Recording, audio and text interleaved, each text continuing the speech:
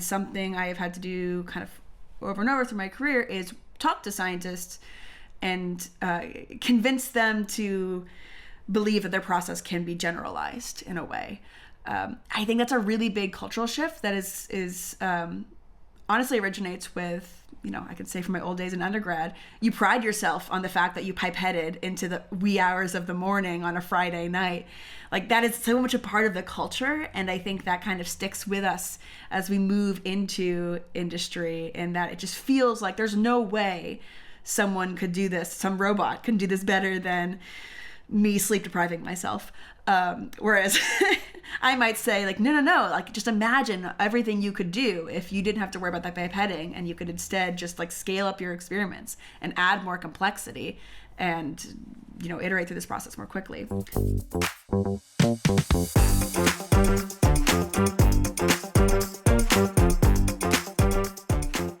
Welcome to Discovery Engines, a podcast on the people and the platforms who are accelerating scientific discovery. I'm your host, Nabil Laoudji. If we're looking for ways to more quickly develop new therapeutics to treat disease or new materials with better property, automation seems to be the obvious answer. That said, when we peel back the onion of automation, especially in research and development, we see that the answer is more subtle. There are technical challenges like integrating various instruments from different vendors. There are scientific challenges like executing certain scientific protocols in a way that deals with the limitations that some of these automated machines may have. And there are even cultural challenges, which begs the question, is all of the effort of automation actually worth it in the end? To help us unpack the promise and the challenges of lab automation, in this episode, I sit down with Sudha Gollapudi and Madeline Wolf, two experts in lab automation that cut their teeth in innovative organizations in the life science industry, such as Genentech, Ginkgo Bioworks, and Calico, a subsidiary of Google's Alphabet. Sudha and Madeline now have their own startup. It's called the Automated Lab, and it's part portal and rich and growing resource in lab automation, and part contract engineering organization for folks who want to level up their lab automation at their organization. In my conversation with Sudha and Madeline, and the first conversation that I've done virtually, as Sudha was in the Bay Area and Madeline was in New York, we covered a number of topics, including what lab automation actually encompasses, and they shared some real-world examples from their experience, the environmental impacts of lab automation, key takeaways from SLAS, a leading conference in lab automation that recently happened in San Diego, how NLP and flexible data infrastructure help to solve some of the human-robot interface challenges that often come up in this space, and how to adapt the culture of how science is done within organizations that are really leaning into adopting more automation. Join me as Sudha and Madeline help me grasp the reality and the promise of lab automation. And if you'd like to support our work and support future podcasts on these and other topics in accelerating science discovery, we now have a newsletter, discoveryengines.co. That's discoveryengines.co. You can sign up as a free or a paid member if you'd like, and you'll get access to bonus content and join a community of folks who are also interested in accelerating scientific discovery. And with that, let's dive in. All right, Sudha, Madeline, welcome to Discovery Engines. Hello. Great to be here. Hello. So I have been going out to a bunch of conferences, speaking to a lot of people about how we might accelerate science discovery.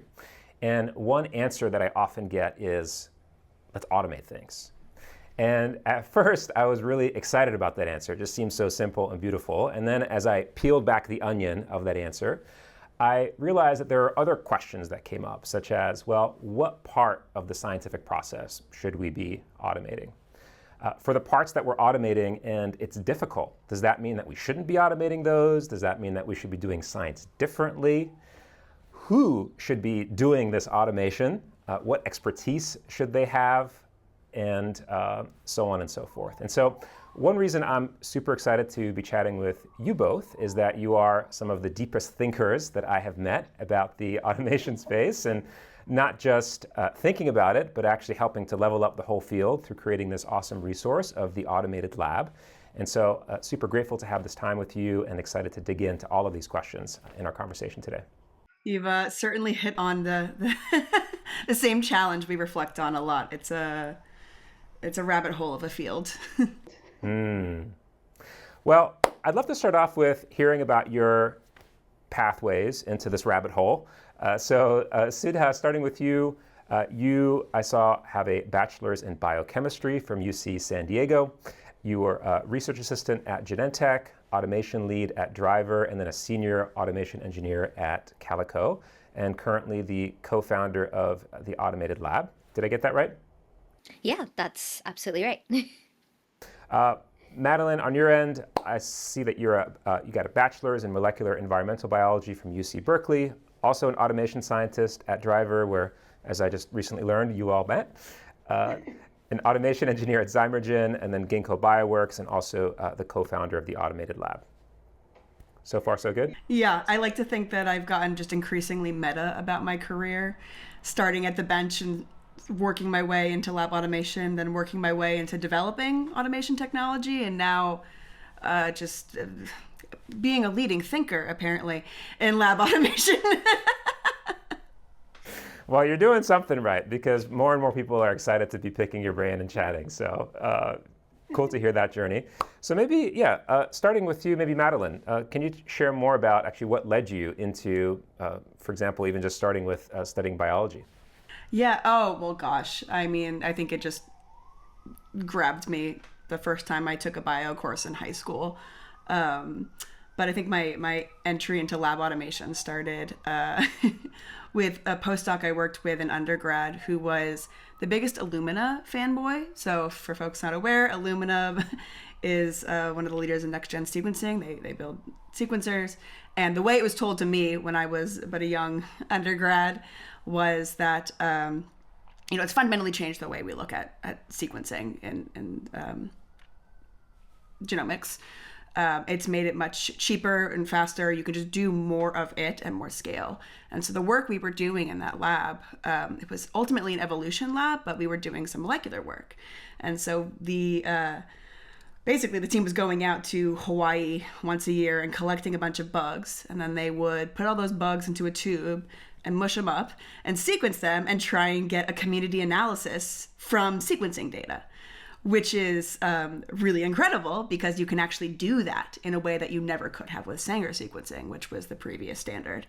And so he really sold me on the fact that the new technology like this, it's not just about making things cheaper, it's not just about making things faster, it's about fundamentally changing the kind of tools we have available to us.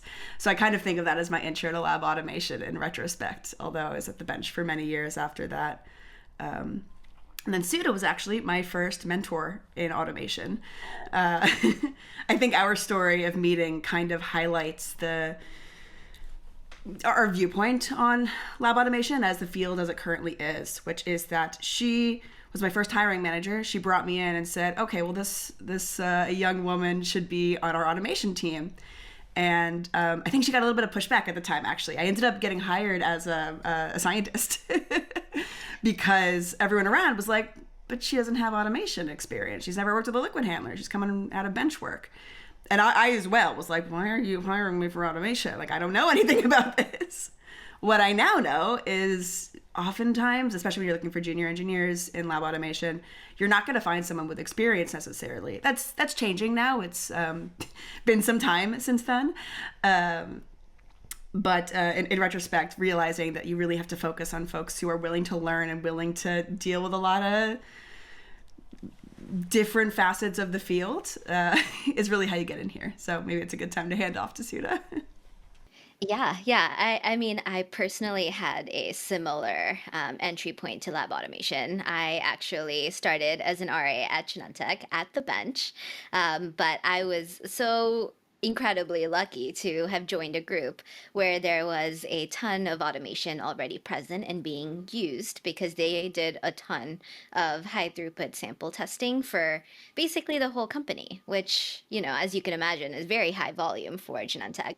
And I was also incredibly lucky to have found a really wonderful mentor who I still talk to on a regular basis because she's just that amazing. But I think that also comes back to Madeline's point about you finding a mentor and you just happening upon the right thing at the right time to find your place in automation. And so using the automation, then slowly learning how to script was, I think, like a no-brainer for me. I just like loved it. And so I knew that's what I wanted to do. And so going from there, then I met Madeline at Driver, which was my next job. And that was a really, really, fun and interesting time.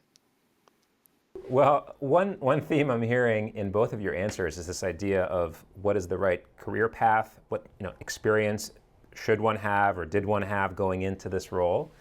And one of the things that struck me when I first went to the Automated Lab, your company, and you've got a great website, is that you dig into this about the different career paths and you talk about sort of the challenges of entering this field in the first place.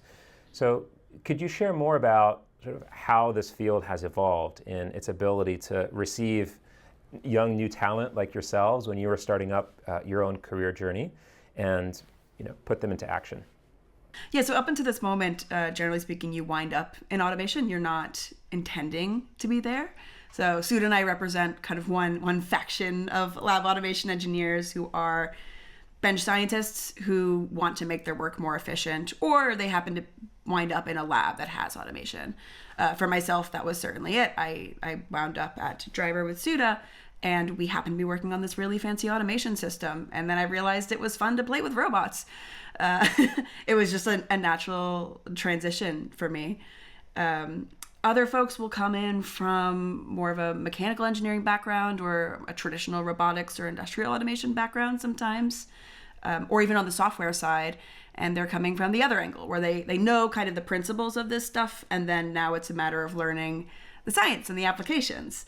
A lot of the tools within lab automation are designed and marketed to be so easy a scientist can do it, is my fun version of that. But basically, it's trying to be a tool that's usable by folks who are specialized in the sciences so they can automate their own work, which creates a really interesting playing field because you're not really going to school to learn how to be a lab automation engineer.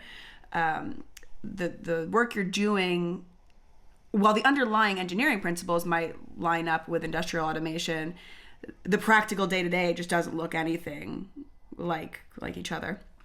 And so now there's starting to be some academic programs that are focusing on bringing some amount of automation education into their programs. So we're learning about labs where there's already a lab course you have to take. So usually you're going there and you're learning how to use a pipette, how to do cloning at the bench, etc. Now they're saying, okay, well now learn this on a liquid handler.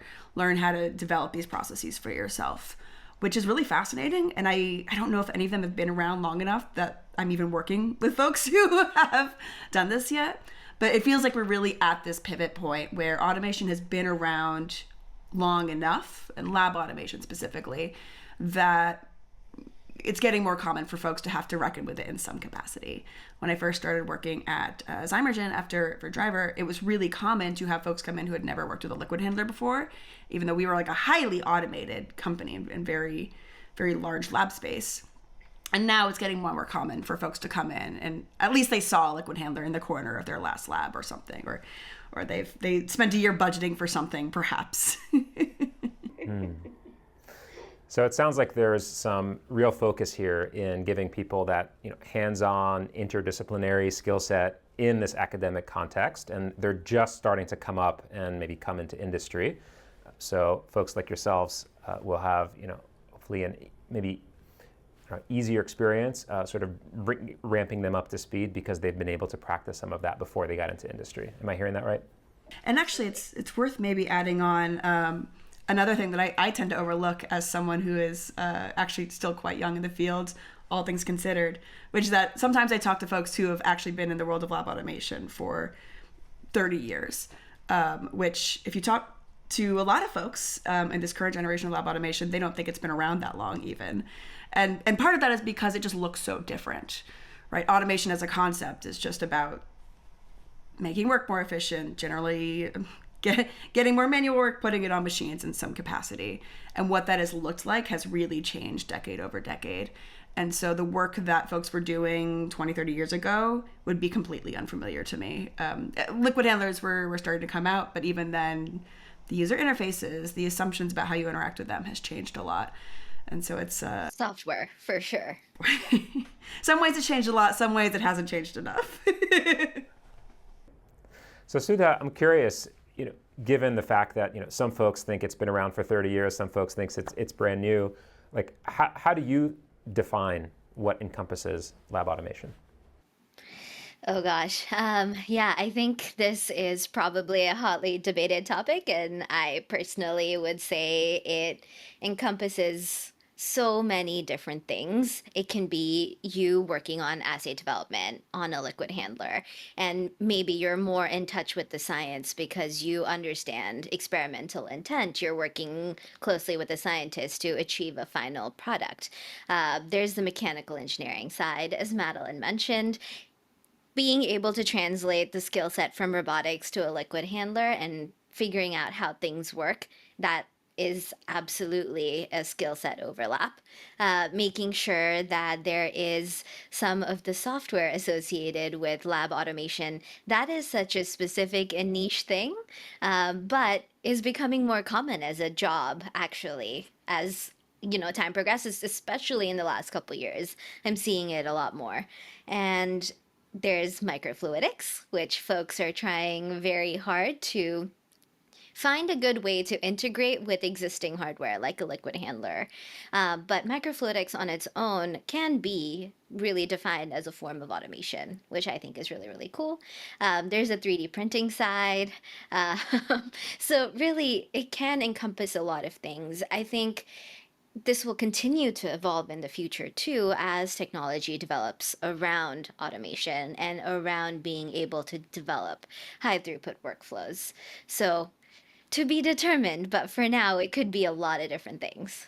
Well, maybe to bring this down to from the meta level, as we talked about, to the very granular level, for folks who've never stepped foot into a research lab where some of this automation might be happening, can you give us one example? Maybe it was from Driver in your shared time together, or Genentech or Zymergen, where you were using automation to do something, maybe more quickly or differently than through a manual process? There's a lot. I can talk briefly about one, and Madeline, if you have one that you want to talk about, we can talk about that. Yeah, I think the system that I interacted with first and most during my time at Genentech was a big Workcell that was set up to run ELISAs, multiple kinds of ELISAs, and it was able to really take in plates that you just put onto the Workcell. So you peel them, put them on the stacker, which holds the plates for the Workcell, and there was a robotic arm in the middle, and then all the other components that you would typically use to run an ELISA manually, but in an automated format. So things like a pipetting station, places to store reagents, a washer, a spectrophotometer. And all of that was being, of course, controlled by a central computer that scheduled all the activities that needed to run on that work cell. And don't forget the waste. There's lots of waste generated on this assay, 20 liters worth often. And so you really have to think about all of the things that would go into an assay in addition to the automation. And that was really, yeah, that was really exciting. So it was probably, I don't know, twice as tall as me and uh, 10 feet wide, if I had to describe a footprint of some kind. And when you say running ELISAs, what are ELISAs? Yeah. Okay. I always have to look up exactly what it stands for. Oh, it's an acronym. But Okay. it's yeah, it's an immunological assay, and it's commonly used to measure a particular analyte in a sample. And so you basically have a plate. It can be a 96 well plate, which is what I'm most familiar with. It's coated with antibodies on the actual plate itself, and then you incubate your sample with those antibodies, and then you do a ton of washes to get rid of nonspecific binding, and then you essentially measure the concentration of the analyte that was bound to the antibodies. And that's what you finally read on the spectrophotometer. Obviously, what I'm describing now is a very simplified version of what an ELISA actually is. But it's just a very, very common assay in a lot of, I guess, pharma and immune or any kind of like maybe drug development setting. What is the scientific question that you or the team is trying to answer that this Workcell and ELISA process is helping you with? Yeah, in this particular situation, what we were trying to do is so the way drugs are manufactured is to use cells of different kinds that can typically be CHO cells or E. coli cells. Those are the most common that I encountered during my time there. And so what we wanted to do in our group is really take each pool of the drug product as it was being purified and be able to look at contaminants from these cells that actually produce the drugs. And so, as you can imagine, during the purification process, the quantity of contaminants should go down over time, and your final drug product should just be incredibly clean. Because if there is contaminant remaining in the actual sample, you'll end up with reactivity from the person that is then consuming that drug. And so what we had to do with the ELISA is actually essentially measure the quantity of these contaminants. So in this situation, the antibody targets the contaminants, and then the contaminants are then measured to make sure that the levels are within spec. Wow. I just went on there's a monthly-ish biotech hike in the Bay Area, so I joined one last weekend, and I was chatting with a scientist who was also talking about waste. And so what I'm hearing is, there's the contaminants for our human body, right? Every drug has these side effects, as we see when we get the drug listed on there, and that's part of the natural sort of, give and take of taking any kind of therapeutic. And there's also the byproduct, the actual pollutants that come from manufacturing and doing this kind of research. And she was opening my eyes to just the carbon and environmental footprint and polluting footprint of these different labs doing their work. I'm curious, how much has that entered the conversation in automation, and is automation sort of a net positive or net negative for environmental impact and how life science is done? Oh goodness, it's a good question. As to the last part, net positive, net negative, it's hard to wrap your head around. And I think from where I sit, especially during development of any kind of automated process, you are just burning through plastic at a rate that feels pretty absurd if you're someone who does care about sustainability and waste. This is something that's been always true of the sciences. So pipette tips are plastic. Generally, they are not really reusable, and attempts at reusing them is likely to make your process less effective, potentially introduce contamination. I'm oversimplifying, but these are generally the problems we worry about, which means you're going through several boxes of tips maybe per day, depending on what you're doing. I've definitely been, again, on the bench sitting next to more senior folks who have a stack of empty tip boxes 10 high, and that's just, today's work. And then there's all the plates you're using, right? Whether you're using tubes on the bench or you're using plates, all of this is, and again, that's just looking at the plastic waste. It's not looking at the reagent waste and potential biohazards. It is something that feels really tricky, and I know a lot of folks in the industry are very aware of. I feel like every year I hear a new conversation about like, have we figured out a better solution for this?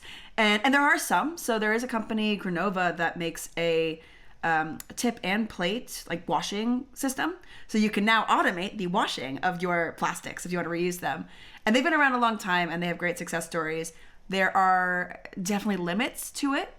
One is very simple and practical. Most of these sciences, you want to use tips with filters in them because that's going to reduce contamination, both of your samples and also of your equipment. If you have a pipette or a liquid handler that sucks up some cells or some DNA, and then for the next month you're running processes that are contaminated, that is creating its own kind of waste, right? It's very tough to wrap your head around, and I'm sure someone else has thought about this a lot more.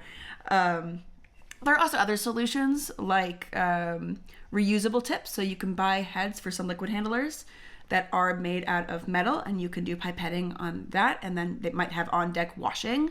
So, and even like potentially, I don't know if they're called, but you'll see like a little flame shoot up and it'll like really decontaminate those heads.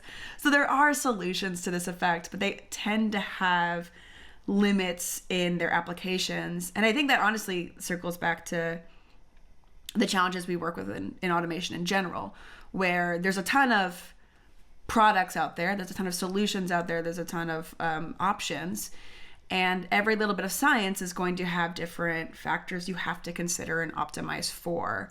And sustainability can be one of those, and especially when you have a lab that's reached a point of more maturity where they're not kind of developing their processes for the first time, and they can take the time to now increase efficiency, decrease waste, et cetera, et cetera.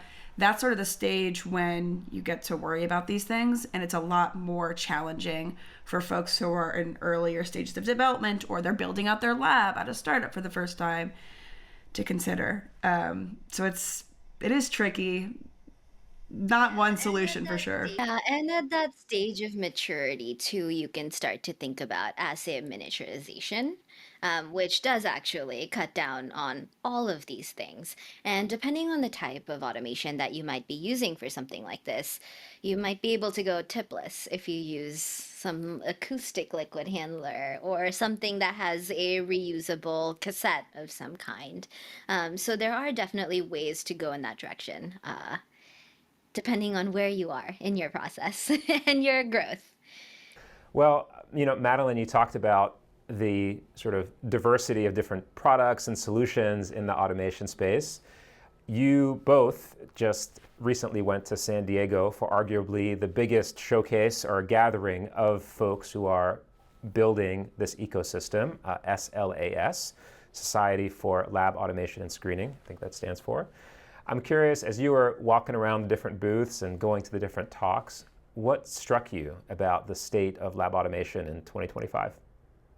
Well, so the first thing is, I think everyone I spoke to immediately after, I kept saying, something's different this year, right? Something's different. And I think that was generally agreed upon. Maybe it was my own enthusiasm. But it is something...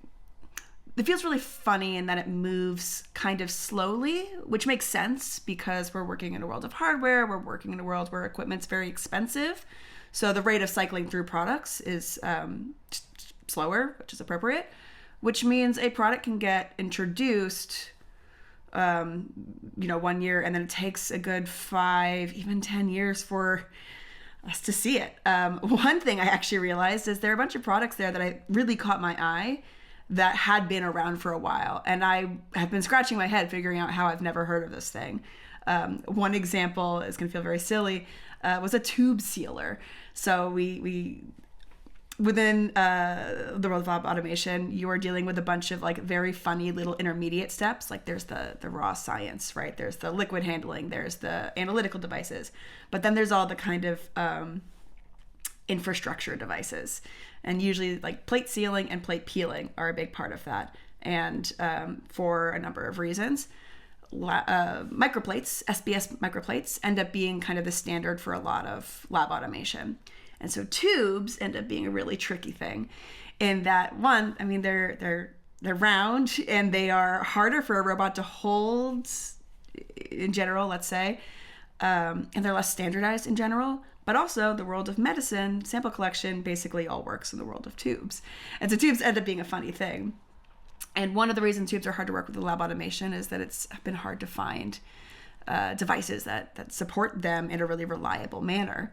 And this was the first year, for some reason, maybe it's my own biased eyes, or maybe this was new, it felt like there was a lot more support for problems that I've heard other engineers talk about for a long time. And that was a sentiment I felt repeatedly throughout the conference, which is that it felt like there were a lot of booths that were really speaking directly to engineers, which, we mentioned earlier that a lot of this world of lab automation is focused on selling kind of to scientists, assuming that there will be a scientist who is in the lab and wants to make their work more efficient, which has always been a funny thing, because that absolutely does happen. But also sometimes that scientist then just becomes an automation engineer, like myself and Sudha. So it's always a funny thing. And it feels like one of the themes I saw this year is that a lot of these booths know that they are talking to engineers, and they're offering products for engineers. And not just lab automation engineers, but also software engineers. We often have to integrate whatever hardware with all sorts of software products, whether it's some internal company database, whether it's a LIMS system, whether it is some custom-built ELN or off-the-shelf or whatever. There is a ton of software infrastructure we need to integrate with. And one challenge we often run into is we, as the automation engineer, are playing middleman between scientists and the data engineers and software engineers who are coming from a more traditional software background, and they don't want to deal with all this hardware nonsense. To put it simply. And now we're seeing more products that are providing software development kits or APIs, the kinds of basic software infrastructure that we expect from a lot of, let's say, corporate software products that we don't necessarily see in the world of lab automation. So it's been interesting. It really feels like there's this inflection point happening. Maybe it's some generational shift. Who knows? But it was really energizing to see. In a previous life, I was a design strategist and a design researcher for companies, and one of the messages that we would continuously go back to is talk to your users, get their feedback, put whatever you're building early in the users' hands to get that feedback, so you don't get attached to this idea, which maybe sounds and looks really cool for the engineers or the marketing folks, but ultimately isn't meeting a need. And what I'm hearing is that maybe folks are getting that message in the automation world, which I think is really exciting. I imagine there's still a process to go. This quote from your website said, our field is tricky and that we work almost entirely with immature, expensive, and highly proprietary technology. And we control what you say that is the mushy middle of that. I'm hearing that there's been maybe very recently some steps in making that technology feel less immature and expensive through maybe speaking and getting feedback from scientists and kind of catering to their needs more effectively. Sudha, I'm curious, as you were going through SLAS, maybe you noticed a similar pattern. Are there other areas that you felt vendors, providers or other efforts that they were taking on that were also helping this technology feel more accessible and easy to use? Yeah.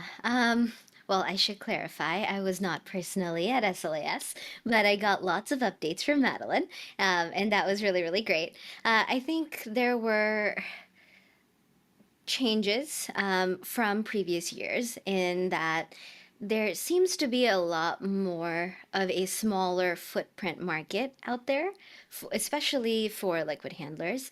I guess to kind of give a sense of scale, liquid handlers can typically be 2 meters wide on the bigger end and just as tall pretty frequently.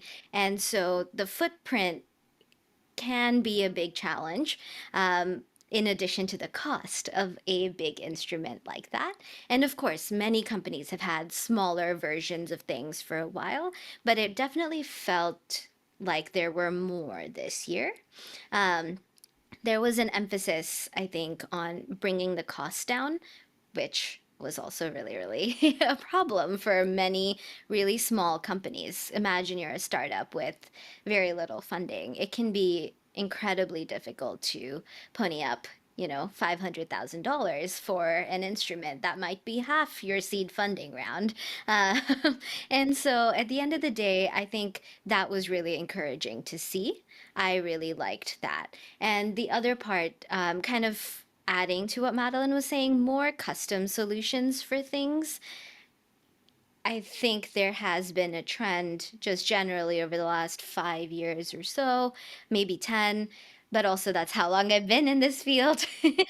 So just something I've noticed of how there were a lot of very specific vendors that offered specific products that had to be used as is. But as the field has evolved, as technology has become easier and more accessible to work with generally, we're being given more custom products that we can use. So, an example might be a robotic arm that maybe can be customized. Like you tell this vendor, hey, I actually need it to be 1.5 meters tall instead of two or one. And you don't necessarily have to build your system around existing constraints. You can kind of dream up what you want to build and almost work backwards into what you might really want custom lab automation wise. So you can really mishmash a lot of things that are available to build your dream system. I'm curious, Sudha, thinking about it from the, client or manufacturer's perspective, there's a tension, I imagine, with them between wanting to create things that are highly customized to the needs of the customer and being able to just reduce manufacturing complexity of these these systems that are already pretty complex. One method, I imagine, is some sort of creating kind of modular-first design where you can address some of that up front. But I'm curious, did you find that they are approaching these solutions in a more creative or a new way, or are they just saying, okay, you know what, to heck with it, people need really custom solutions, we're just going to slow kind of our design process down and be able to create a lot more of these sort of artisan bespoke systems? Yeah, I think the type of vendor that's offering these products is, I think, still fundamentally different. Madeline, maybe you can add on to that if there's layers to that. But I think there is a section of vendors that are more focused on custom automation versus those who are producing a specific item in a more high throughput industrial format. So that definitely helps with that challenge. Yeah, I actually, as you're speaking, there's sort of two categories of this that are coming to mind. One is kind of more what you're talking about with the vendors who are really focused on the custom aspect. And for me, I actually see this as some bridge building between pure lab automation and the world of industrial automation and that whole ecosystem. So in the past, working with companies, we've worked with some robotics vendors who were trying to get into lab automation for the first time. And it was pretty painful in a lot of cases because the field is kind of immature. Folks who are experts in robotics and know how to do this stuff and know how to do it economically, et cetera, don't necessarily understand what problems we need solved. So one example of this would be, what is the payload that a robot needs to carry? A lot of the world of industrial automation is coming out of automotive manufacturing, right? Where you are holding extremely heavy pieces of equipment or parts to cars and whatnot. And I mean, these robots will kill you if you get into a fight with one. You got to get out of that fight.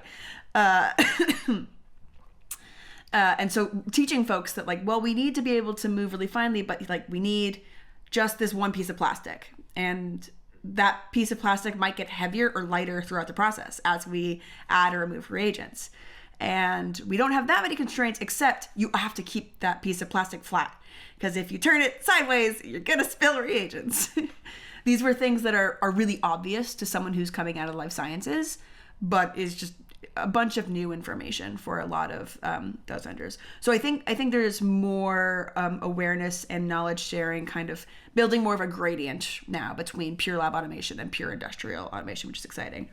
And the other side, which Nabil, you alluded to, is this modularity idea, which is something Sudha and I have been talking about a lot recently, because it's become more prevalent, which is really exciting. And it's actually become prevalent to a point where we're not even sure modularity has that much meaning anymore within lab automation.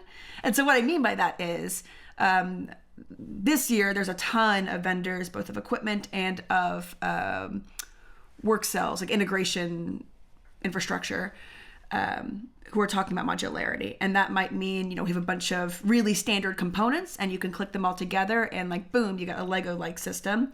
It might mean your Workcell looks pretty similar to what it would have looked like 10 years ago. It's a bunch of devices on a table, but the way we constructed our software is more amenable to change. We saw some really neat new integrator companies that are selling like extensible integration systems. So, here's a box. There's some automation that's going to happen in that box. And if you want, you can buy a second box and attach them. And look, now your box is bigger. And so it's really neat. And so I think on that end, you're looking at more of, I think the IKEA model of manufacturing, right? If we shop at IKEA, they have this really elegant design and really accessible price points for a lot of what they're selling. And they're doing that by relying on really standardized underlying components. So, your bookshelf over here and your bookshelf over there might look different to you as the consumer, but on the manufacturing and supply end, it's all the same stuff. It's just 3 shelves or 4 shelves, et cetera. So I do think we're kind of getting our act together as an industry, which is really exciting. Okay, we're moving into the IKEA phase of the evolution of an industry, which is very exciting. I love IKEA. I literally, confession, went to an IKEA a few weeks ago just for the food. It's that bad. So we have all of these systems. They're becoming maybe increasingly modular, IKEA-sized, if that's a word. And at the same time, they're all producing and spitting off data. And one of the other challenges I hear around this is how do we wrangle all of this data, get over all of these data islands, and be able to make sense of it and have systems that can both control all of these machines, but also get data out in consistent ways. There are companies in the lab inventory management systems, LIMS space. There's electronic lab notebook companies. There's companies like Benchling, for example, come to mind. And they have a real challenge ahead of them, which is you have all of these different proprietary technologies and you want to make them all sing. And these different vendors maybe have different incentives in how much they want to expose their APIs and their data sets and so forth. And so I'm curious, from the software and data perspective, as you, again, went to SLAS and maybe just in the last few months or maybe in the last year, have you seen any shifts there in that space being able to, play better with all these different tools? And if there are any specific examples you could share, that would be awesome. Yeah, I think, as you mentioned, there's a lot of options kind of commercially available. But I think the biggest thing that I've seen, at least over the last couple of years, is all the talk of integrating AI with your data pipeline. I think that's probably the biggest change. The ELN systems that are commercially available are relatively expensive and not super flexible for a very R&D setting. It can be challenging to build and develop a workflow there. All the challenges that you listed are things that they are going to kind of have to help deal with. But what I've seen and heard a lot more is how can these companies integrate AI to communicate with many different kinds of systems? How can they pull from all these different data streams and get the data together, essentially to be able to analyze all the results more deeply? And I think that, of course, is still pretty nascent as a product and as an effort. So the actual impact of that will probably start to be seen shortly. Not quite yet, at least not in my personal experience. But I can definitely see the potential in that approach. And as we talk about developing closed loop systems for automation as well, we'll have, a big data generating center combined with a big data analyzing center. And I think that at the end of the day will really help shape how technology, both hardware and software, will kind of interact in the future. And we're seeing that a little bit at SLAS, and that, I guess, briefly might be an example. Would you agree, Madeline? Yeah. They're definitely one that is really leaning into both natural language and assuming that you have automation, which is definitely another change we've seen with a lot of the software is starting to realize that you might be trying to integrate with some devices.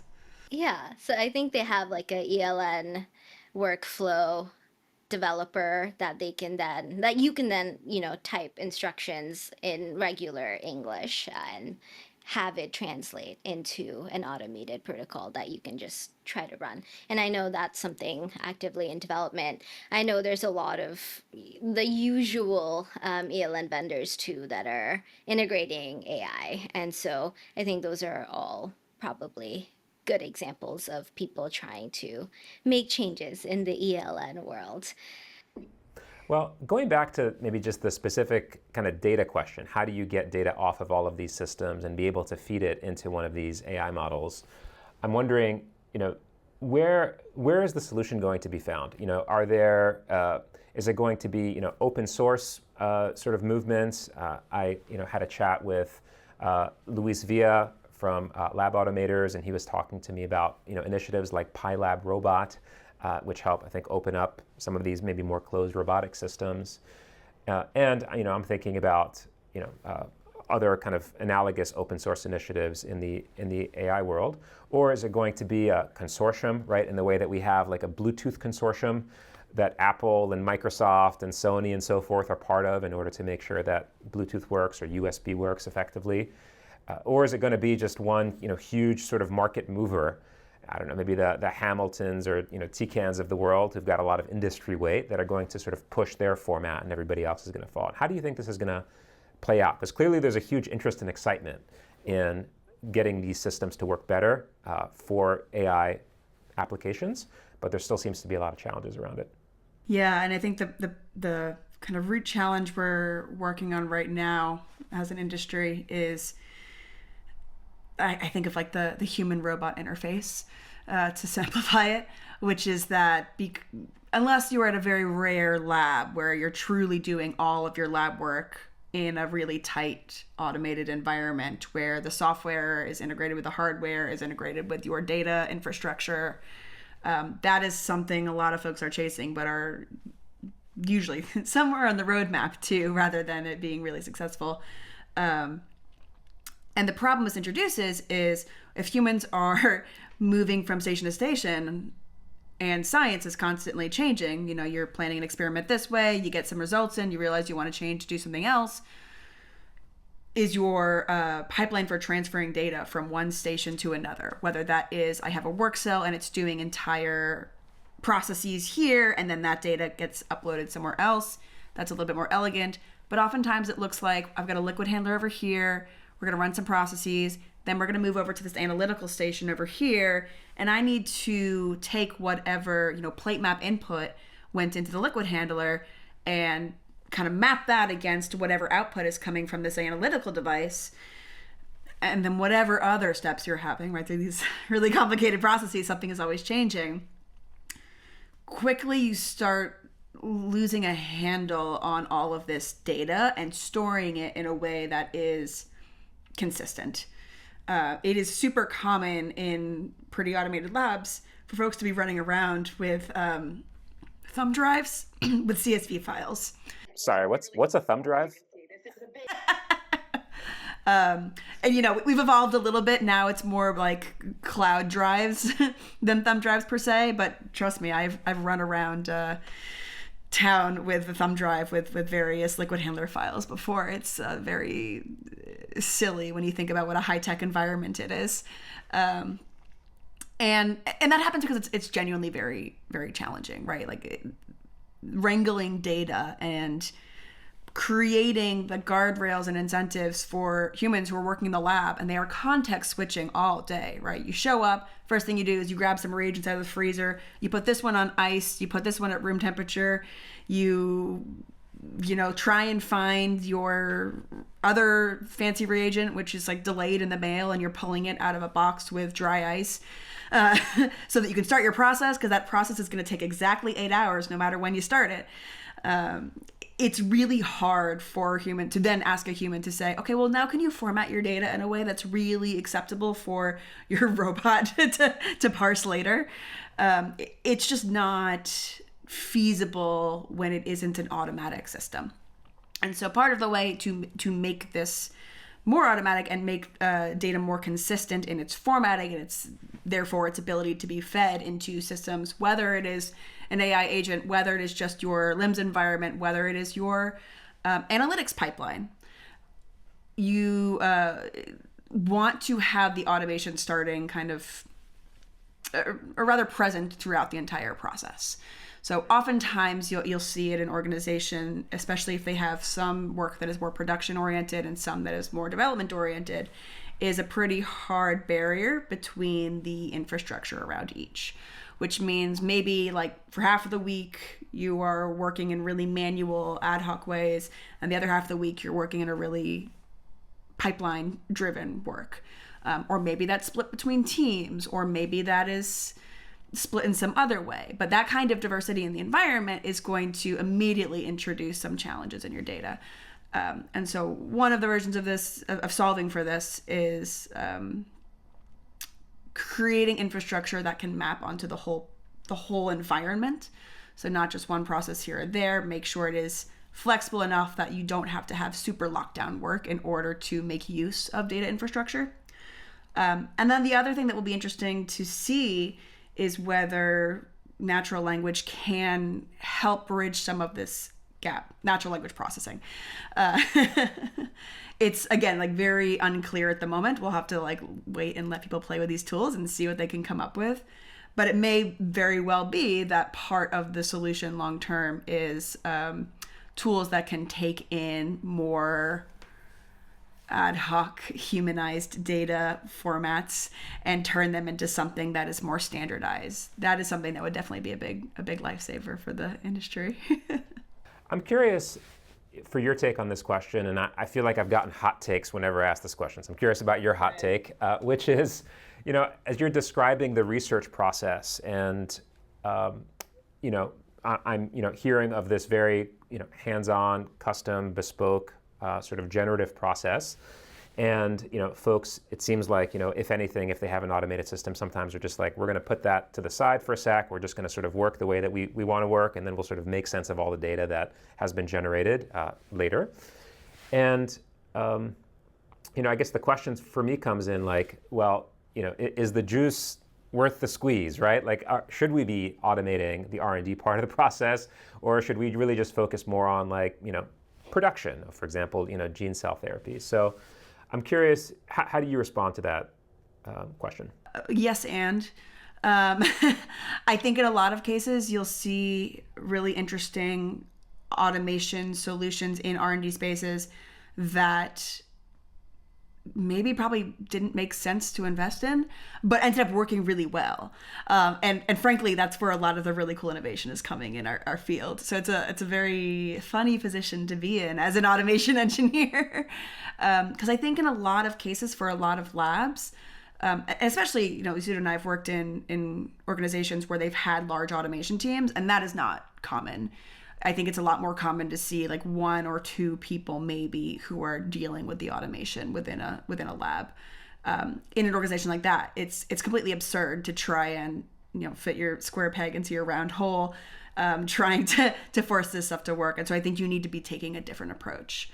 At the same time, I do think the kind of journey lab automation is on right now is making these solutions work more for more flexible work.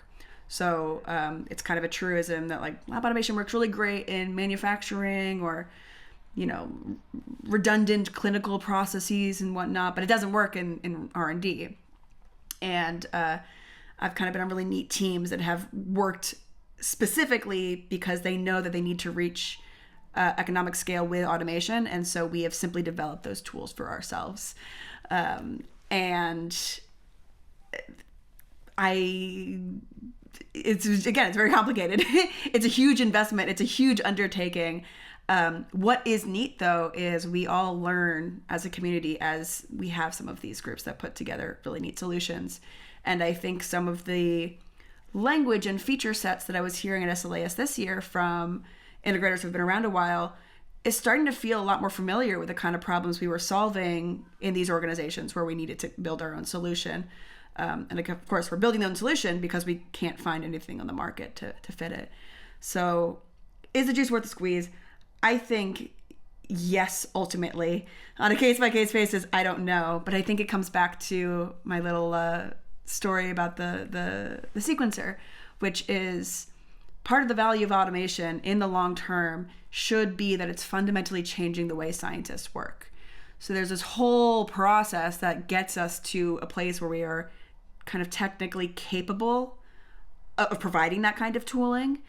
And part of that I do think is a mutual education process where folks in the bench need to learn how to work with tools as they become available and as they become more appropriate, about how you change your lab work if you do have a liquid handler available. Like now that Opentrons are, a liquid handler that is really focused on being a lower price point, and there's a very strong open source mentality within the organization. That means there's a lot more sharing of protocols. There's a lot more sharing of, how you approach different solutions, and it's allowing folks like the PyLab robot folks to integrate with more of these devices. And then once you are able to program, in the beautiful, flexible world of software and relate that to your devices, that's totally changing all of the resources available to you. So I do think we are moving toward a place where scientists can actually feel confident that these tools can work for them, and we can kind of continue to adapt until we reach a point where this feels efficient.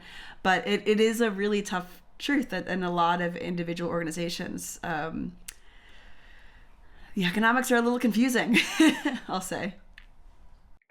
Well, Sudha, Madeline, described how, maybe science can change or evolve in being more adaptable to being automated and getting us towards maybe that vision of closed loop systems. And part of that involves, the humans who are doing the science and culture and the ways in which folks are used to doing things or maybe have experience, track record of success, maybe doing science a certain way for the last 20 years, and now you want me to do what?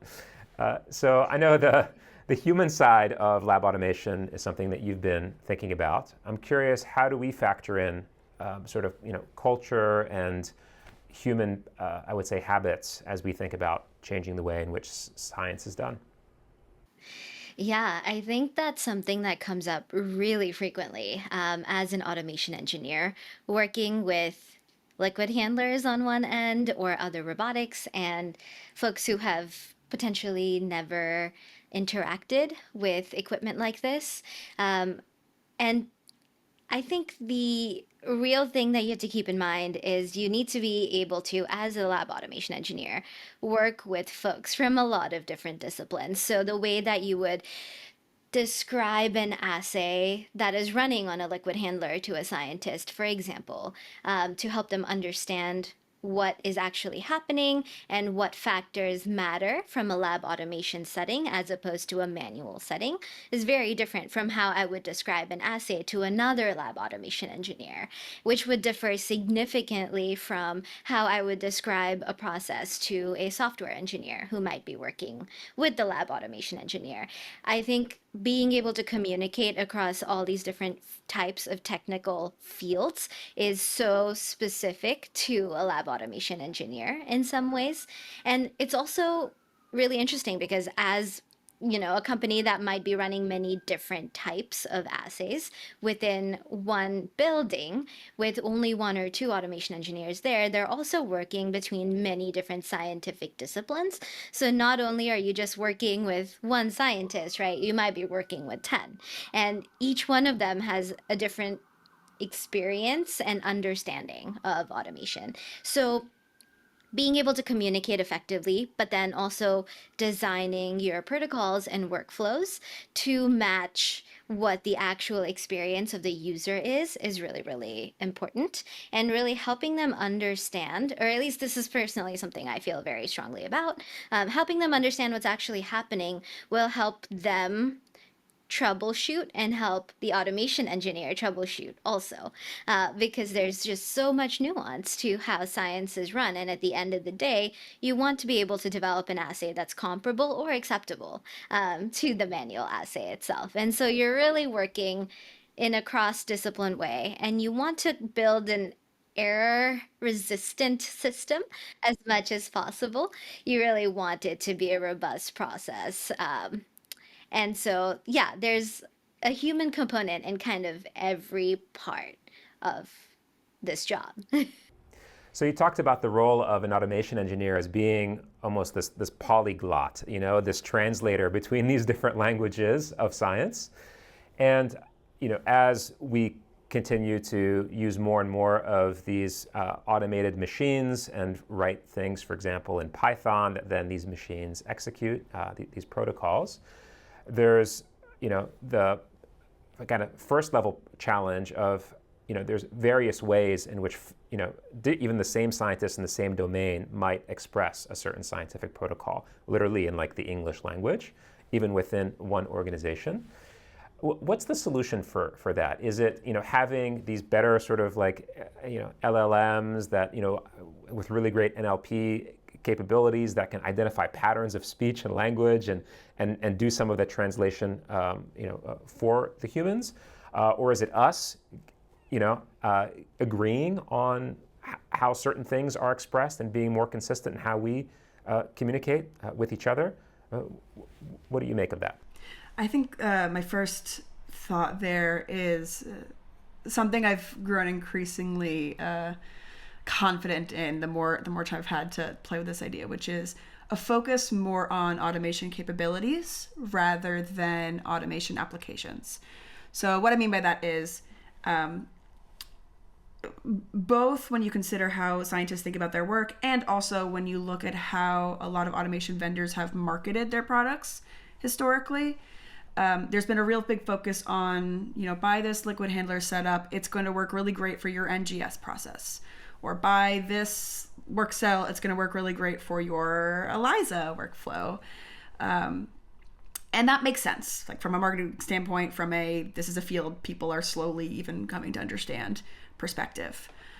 The shift that I think is starting to be possible now, both because of the modular technologies and also just our shared knowledge and the fact that scientists are more familiar with automation and automation engineers are more familiar with science, is that you can start viewing the same processes, the same lab workflows through the lens of what is functionally happening at each step.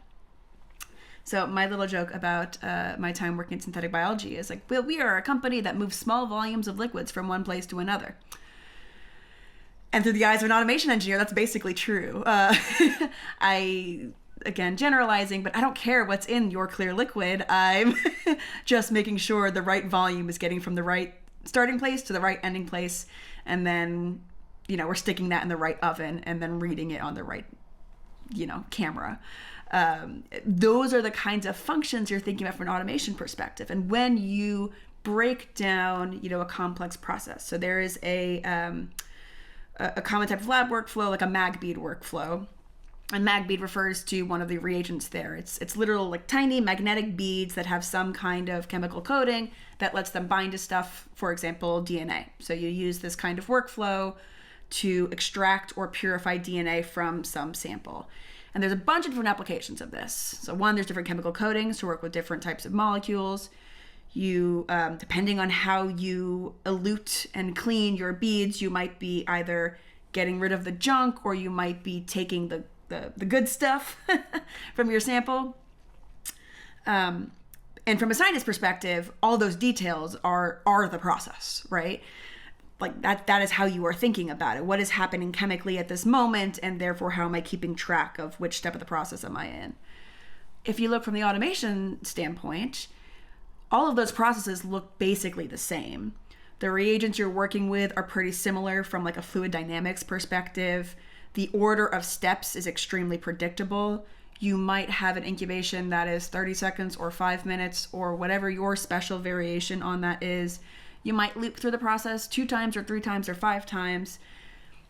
It doesn't really matter to me. I'm just putting variables into a script, right? But that's not how a scientist is going to think about this work, especially if they are coming to this from a lifetime of working on the bench. I imagine this is starting to change with folks getting exposed to liquid handlers and other automation in academia, in universities. But it is a really big way of changing how people think about things. And something I have had to do kind of over and over through my career is talk to scientists and convince them to believe that their process can be generalized in a way.